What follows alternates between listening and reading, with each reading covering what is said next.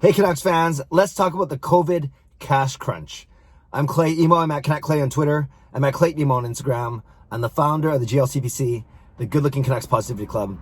This is my Canucks take all in one take. It's Clay's Canucks commentary for Thursday, November the 12th. This is where you get Canucks insight that's positive and timely.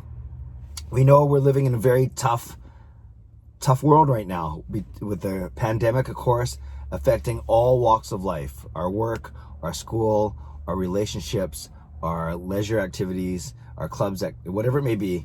And everyone is affected in a different way. And we really hope and we pray that everyone is getting through even simple things as trips to the grocery store or running errands or whatever it may be. So I don't think we have to go too much into how the pandemic now since March, so in our 9th month already, has really affected everything that we do. And obviously we all want an end to what's going on.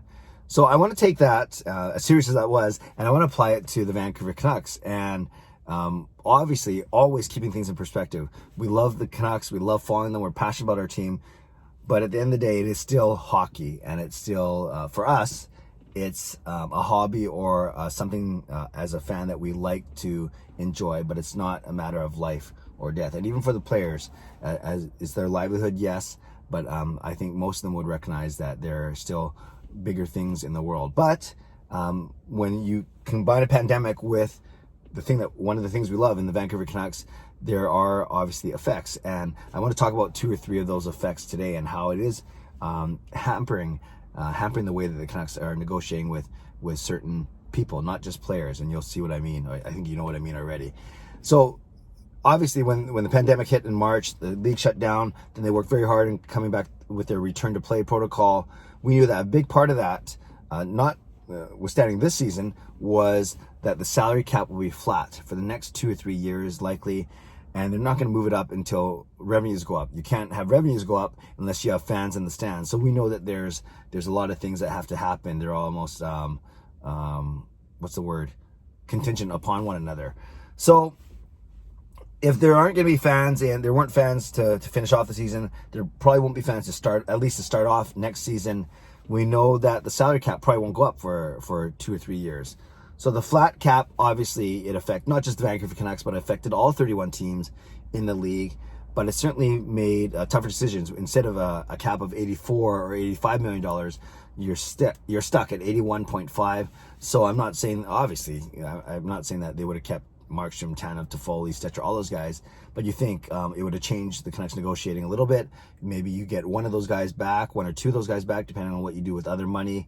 So obviously we saw the effect that it had on the Vancouver Canucks on October 9, the days leading up to it, the days after it. But yes, I recognize that all teams were in that situation. So now that we know that the cap isn't going up, let's talk about, I think, 2 players that it really affects. 2 people that it really affects. One of them an ex-player, now our head coach, and the other is a player. So Travis Green. Now his salary does not count against the salary cap. He's not one of the players that has to be signed and factored in. But when you pay him, you have to write a check, and you usually we'll refer to that as cash, obviously.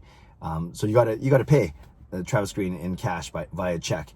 And yes, it doesn't count against the salary cap, but it is money coming out of Francesco Aquilini's pocket. So if we look at COVID as a good representation of what's happening overall and the trickle-down effect, we simply know that there's not a lot of money flowing around right now. There's no, they're only relying on merchandise sales. There's no broadcasting deal, at least right now. They're not broadcasting anything. And of course, there's no gate receipts because there was no one coming to the arenas. So cash is harder to come by. And it might have affected the way we dealt with some free agents for sure. But looking forward now, and that's what we'll do for the rest of the vlog, one of them is Travis Green. And we've talked about it a few times here. Overall, I'm not worried that Travis Green isn't going to get signed. And Travis Green did a really good extended. Travis Green did a really good interview with Ian McIntyre of Sportsnet. And he said a lot of the things you want to hear him say, that if he's going to win the Stanley Cup, he wants to win it here in Vancouver. He's from Castlegar, so he's a BC boy. He started up in Utica, so he's always had a strong affinity, loyalty to this entire organization. So Travis Green was saying all the right things. Jim Benning is saying all the right things. Yes, we want to get a deal done. We've already started talks, but we're not there yet, but we are going to get a deal done. So you hear Green talk, you hear Benning talk, and you don't worry too much because you don't even have to read between the lines. You can read the lines. What's on the lines is both sides want to get a deal done. Both sides recognize the tricky world that we're living in, and yeah, maybe it's not a priority right now for Aquilini in terms of all his money, his investments, and his projects. But I think as long as Travis Green knows that he's wanted here, unlike maybe what some of the players felt in early October, but as long as Travis Green knows that he's wanted here and he wants to be here and Jim Benning wants him back, I don't anticipate any problems getting the deal done. It's just a matter of when, not a question of if, but it's a matter of when. And we've talked about it before. He's making $1 million now. The big head coaches make over $5 million. Maybe he winds up somewhere in the $3 million range, kind of like in the middle, because you've seen the improvement in the Canucks since he's been here, going from a non-playoff team with only 65, 69 points all the way up to a 93-point team last year if extrapolated fully over an 82-game season. So Travis Green, yes, the point is the lack of money flowing is probably hampered negotiations for sure, but I'm not worried that a deal is not going to get done. It will get done. It's just a matter of when and not if. Let's go onto the ice now, and we already know that I'd say the two big things that we're looking forward, or that have to be factors overall that we're always talking about at the end of next season, the two big things are: one, the Seattle expansion draft, which I talked about a couple of days ago, and two, the next contracts for Elias Pettersson and Quinn Hughes. Now, this is back to a salary cap question. If we know that the salary cap's not going to go up, and we know that both of these players are coming off their ELCs, their entry-level contracts, we know that they got to be re-signed as RFAs. We also know that there's no rush to do it right now on November the 12th. Some people would love to have it done before the season starts, but other players, many players going in the situation have said, no, let's worry about it when the season ends. We have a lot of time, and we know how quickly that time shrinks, but they don't want it to serve as a distraction for this particular season, especially a season that's going to be very untraditional. Having said that, I know Canucks fans would love it if Pettersson and Hughes were re-signed already, re-upped, and we've talked a lot about it on this channel, what those deals might look like. Bridge deals would mean less money, less term. Long-term deals, you line up more money for more term. Obviously, that's the difference between a bridge, short-term, 2 or 3 years, versus a long-term of up to 7 years for 7 or 8 years, actually. I think you can do 8 years if it's your own UFA, or maybe they switch that. But obviously 7 years is the one that we hear a lot of. So we've talked about Quinn Hughes before, but I want to talk about Elias Pettersson because that was also in Ian McIntyre's article. Also, Drance and Dollywall and Harman Dial have talked a lot about it in The Athletic recently. And it's interesting. I've heard from multiple sources, including Ian McIntyre and Rick Dollywall, that the Canucks might use Matthew Barzal as a comparable for for Elias Pettersson. They're going to wait to see what Barzal gets in his next contract. Barzal was the Calder Trophy winner the year before Pettersson. Remember, Barzal beat out Besser, and he's coming off his entry-level deal, and he's in for a big raise.